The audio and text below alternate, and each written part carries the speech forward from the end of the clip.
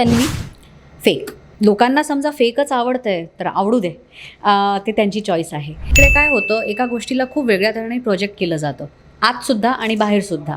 तू विशालला चावी देऊन चूक केली होती. चूक म्हणजे एखाद्यावर विश्वास ठेवणं ही चूक असू शकतं, हे मला खूप वाईट वाटतंय बोलताना. गोड बोलणं यालाही तुम्ही चुकीचं म्हणता, म्हणजे तुम्हाला काय हवं आहे यार. विनर मटेरियल कोण आहे त्यांचे?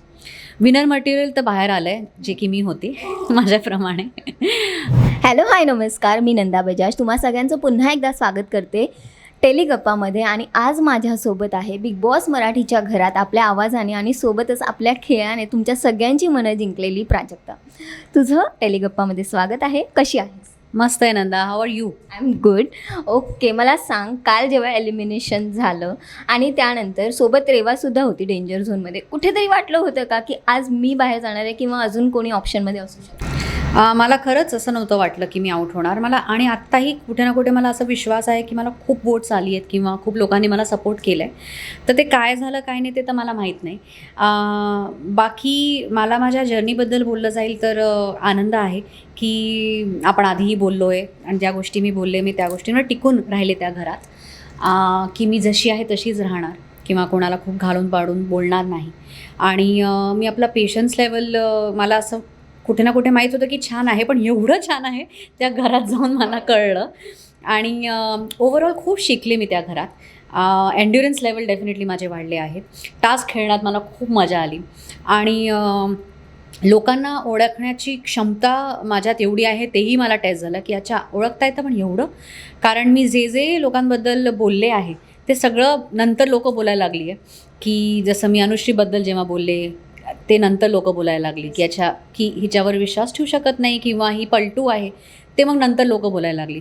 किंवा असे खूप एक्झाम्पल्स आहेत त्या घरातले. तर त्याप्रमाणे मला आनंद आहे की हां, मी स्वतःला आणखीन व्यवस्थित जाणून घेतलं आणि स्वतःचं व्यक्तिमत्व जशी आहे तशी मी प्रेझेंट करू शकले आणि त्या गोष्टीचा आनंद आहे. आणि तुझी सुरुवात खूप चांगली झाली होती. पहिल्या आठवड्यात पहिली कॅप्टन तू झाली होतीस आणि त्यानंतर पहिल्या आठवड्यात कौतुकही झालं होतं भाऊच्या धक्क्यावर. ओव्हरऑल जर्नीची सुरुवात खूप छान होती, पण नेमकं काय वाटतं की कुठे चुकलं किंवा कुठे आपण थोडं अजून करू शकलो? चुकलं असं काही मला नाही वाटत की चुकलं असेल आहे, पण गेम शो आहे आणि या गेम शोमध्ये आय गेस काही गोष्टी लागतात जे माझ्यामध्ये नॅचरली नाही आहे. इन टर्म्स ऑफ ओरडाआरडी किंवा लोकांच्या मध्ये जाऊन नेहमीच बोलणं, हे मला कधी इन माय लाईफ ऑल्सो मला कळत नाही की दोन लोकांची भांडणं चालली, त्यांना सॉर्ट करून घेऊ द्या. काही खूपच रॉंग होत असेल तर डेफिनेटली तुम्हाला बोललं पाहिजे, पण फक्त दिसण्यासाठी त्याच्यात मध्ये पडणं हा माझा स्वभाव नाही. आणि दुसरं म्हणजे की इकडे काय होतं, एका गोष्टीला खूप वेगळ्या तऱ्हेने प्रोजेक्ट केलं जातं, आतसुद्धा आणि बाहेरसुद्धा.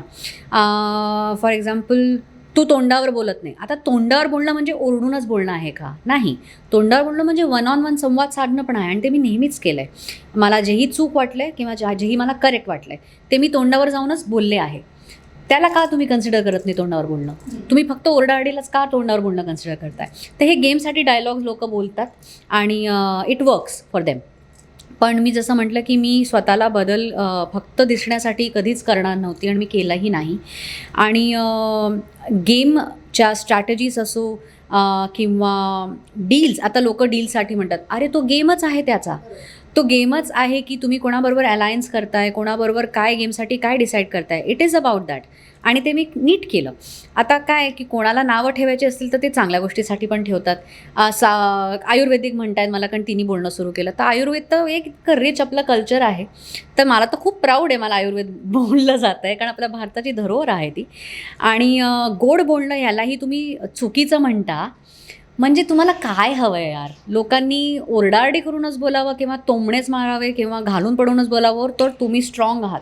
स्ट्रेंथ मला असं ऑपोजिट ही वाटते की त्या माहोलमध्ये पण तुम्ही आपली डिग्निटी ठेवणं किंवा त्या माहोलमध्ये पण ट्रिगर होऊन कोणालाही वाईट न बोलणं ही स्ट्रेंथ आहे. आणि ती मी नक्कीच दाखवली आहे.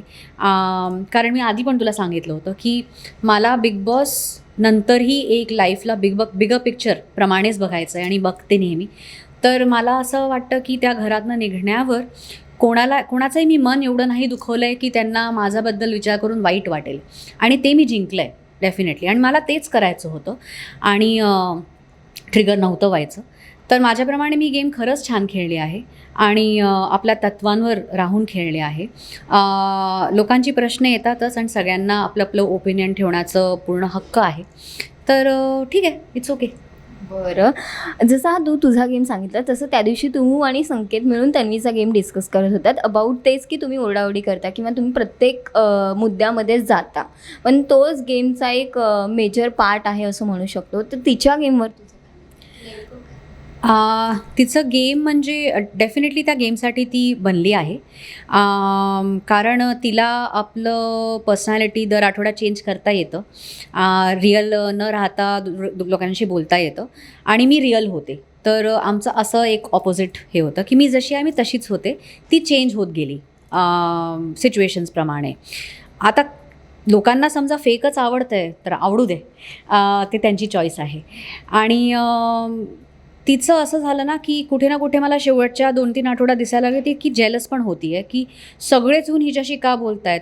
कारण सगळ्यांना वाईब कळते. अगं, तुम्हाला अर्धा एक तासच दाखवलं जातं, तिकडे आम्ही 24 तास असतो. सगळ्यांना कळतं की जेन्युन कोण आहे आणि कोण मॅन्युप्युलेट करते किंवा कोण फक्त तोंडावर वेगळं आहे आणि पाठीमागे वेगळं आहे.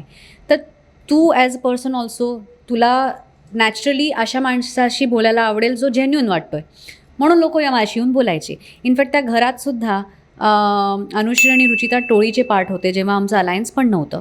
रुचिता त्या घरात सर्वात आधी व्यक्त झाली आहे स्वतःच्या लाईफबद्दल ती मी आहे, जेव्हा की आम्ही एकत्र खेळत पण नव्हतो. आणि त्या आधीच्या आठवड्यात तर मीच तिच्यावर खूप रागवायची तिच्या उद्ध्वस्त करण्यामुळे. पण अनुश्री असो, तिने आपल्या पर्सनल लाईफबद्दल आणखीन कोणाशी इतक्या डिटेलमध्ये बोलली नसेल जेवढे माझ्याशी बोलली. तर बाकी पण खूप लोक, राखीचं ते एक रूप होतं जे खरी ती राखी, ती माझ्यासमोरच पुढे आलं. माझ्यावरती खूप बसायची, बोलायची आणि व्यक्त व्हायची.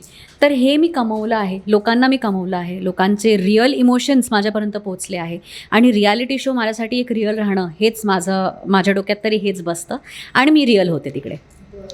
काल भाऊच्या धक्क्यावर तन्वीला एक टॅगसुद्धा मिळाला, नवीन टायटल टास्क क्वीन म्हणून. तर तू तिला खूप जवळून पाहिलंस गेम वगैरे खेळताना, तुझं मत काय आहे त्यावर? ती खरंच टास्क छान खेळते, पण त्याच्या आधीही खूप लोकांनी खूप छान टास्क खेळले आहेत, त्यांना ते अनफॉर्च्युनेटली नाही मिळालं. म्हणजे रुचिता माझ्या ऑपोजिशनमध्ये होती तेव्हाही ती स्ट्रॉंग बनून डेफिनेटली याची, म्हणजे रुचिता आली टास्कमध्ये की सगळ्यांनाच वाटायचे की आता ही तर जिंकणार. किंवा विशालसुद्धा टास्कमध्ये तो नेहमीच खूप स्ट्रॉंग होता, त्या लोकांना पण हा टॅग मिळाला पाहिजे होता. तन्वी डेफिनेटली आपलं 100% देते, मी पण आपलं 100% दिलं आहे, किंवा सगळेच आपल्या आपल्या वतीने 100% देतातच. तर ती लकी आहे की तिला हा टोकन मिळाला. पण मला असं वाटतं की फक्त ती एकटीच आहे असं नाही आहे.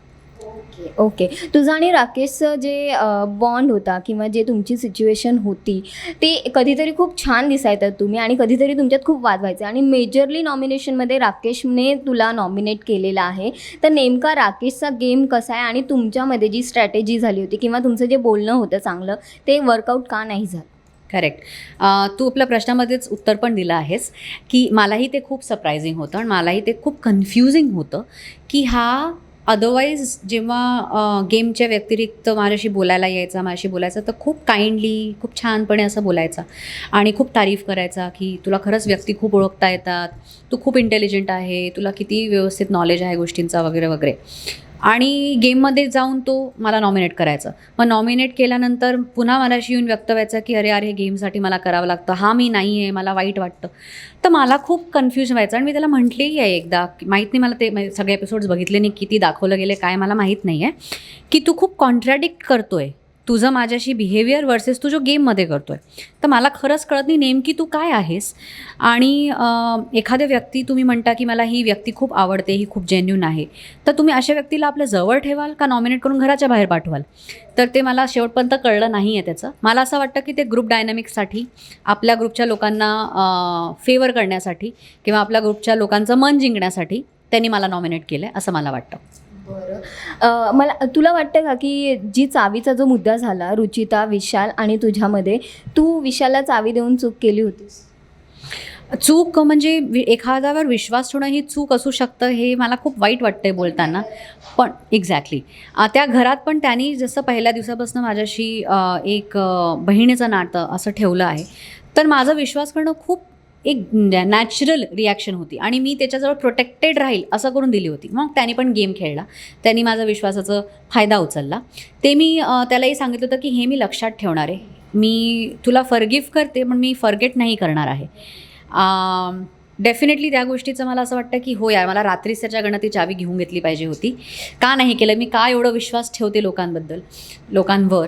पण खरं सांगू ना की आता आपण बाहेरच्या जीवनात असंच आहोत ना, जसं मी तुला म्हटलं की मी जशी बाहेरच्या जीवनात मी तसंच तिकडे टॅकल करत होते आणि त्याला वीकनेस म्हणणं हे मला खूप चुकीचं वाटतं. कारण तुम्हाला व्यक्तिमत्व बघायचं आहे ना, का तुम्हाला एक फेक पर्सनॅलिटी बघायची आहे जी काहीतरी बनती आहे तिकडे जाऊन. नाही, मला तरी असं वाटतं की जी मी आहे तीच व्यक्त झाली पाहिजे लोकांसमोर आणि ते मी अगदी जपलं आहे. मी तुला रॅपिड फायर विचारेन, ते मला सांग, रिअल आणि फेक कोण आहेत हे नावं घेईन. राकेश बापट, फेक. विशाल कोटिया, मॅनिप्युलेटिव्ह. अनुश्री माने, पलटू. ओके. प्रभू, त्याच्यासाठी काही शब्दच नाही आहे, म्हणजे त्याचं काही गेम नाही. तर sympathy vote. Okay. Tanvi, fake. Sagar Karande, दादा. राखी सावंत, मस्त एंटरटेनमेंटचं सुनामी जे तिला म्हटलं जातं ते तीच आहे.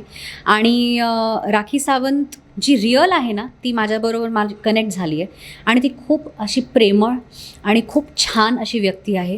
ती गेमसाठी करते जे करते ते मला कळलं. जेही ते बोलते ती दुसऱ्यांना स्पॉटमध्ये आणण्यासाठी स्वतः वाईट बनते आणि ही सगळे नाही करू शकत. तर मी तर फॅन झाली, म्हणजे आधीपासूनच ती एंटरटेनमेंटमध्ये मला तिने खूप हसवलं आहे वगैरे. पण या घरात जाऊन ना ती ॲज अ व्यक्ती जी मला कळली आहे ती नेहमीच माझ्या मनात राहणार आहे. दीपाली सय्यद, तोंडावर काही आणि पाठीमागे काही. ओके. मला सांग, टॉप 5 कोण आहेत आणि विनर मटेरियल कोण आहे त्यांचे? विनर मटेरियल तर बाहेर आलं आहे, जे की मी होते माझ्याप्रमाणे. टॉप 5 मला असं वाटतं की विशाल असणार, आरबी असणार, तन्वी असणार. माझी खूप इच्छा आहे सागरदादांनी पण पोचावं. किती झाले? 4. आणखीन कोण राहिलं आहे? तन्वी म्हटलं का मी? तन्वी, आरबी, विशाल, राखी. अरे हॅलो, सर्वात आधी नाव यायला पाहिजे होतं राखी सावंत, डेफिनेटली. ओके. मला फक्त शेवटचा प्रश्न, तुझी पूर्ण जर्नी खूप छान झाली, तर एखाद्या गाण्यात किंवा एखाद्या मुखड्यामध्ये त्याला सांगायचं असेल तर ते गाणं कोणतं असेल? ओके. है जिंदगी गले लगा ले, ऐ जिंदगी गले लगा ले, हमने भी तेरे हर एक हमको गले से लगाया है ना, ऐ जिंदगी गले लगा ले, हो गले लगा ले. Thank you so much. करणला भेटलीस की नाही? नाही, अजून काहीच वेळ मिळाला. मी फोन पण व्यवस्थित बघितला नाही आहे. मी एपिसोड्स पण मला वाटत नाही की बघता येणार पण आहेत. फोनवर माझं सचिन दादाशी, आयुष्य आणि करणशी बोलणं झालं आहे आणि सागरदादा आताच आहे. तो बाहेर आल्यावर काहीतरी बघू may be. Okay. Abhijit Sawant यांनी सुद्धा खूप कौतुक केलं, खूप सपोर्ट केला आणि आता त्यांची कमेंटसुद्धा आहे, प्राऊड ऑफ यू गर्ल. हो अगदी. आणि त्याच्याशी बोलणं माझं बाकी आहे. काय ना, एवढं दिवस बिना फोनचं राहिल्यामुळे आता एवढं इन्फॉर्मेशन ना एकदम असं डोक्याला त्रास होतो आहे की बापरे, किती लोकांशी बोलायचं, किती बोलायचं असं झालं आहे ते. पण त्यांनी नेहमीच मी आणि अभिजितांचा बॉन्ड नेहमीच खूप गोड असा राहिला आहे आणि मी त्याच्यासाठी नेहमीच उभी राहणार. तो नेहमीच माझ्यासाठी उभा राहतो. तर भेटेन, बोलेन, वेट करते. Okay. Thank you so much. Thank you आणि पुढच्या जर्नीसाठी all the best. Thank you so much.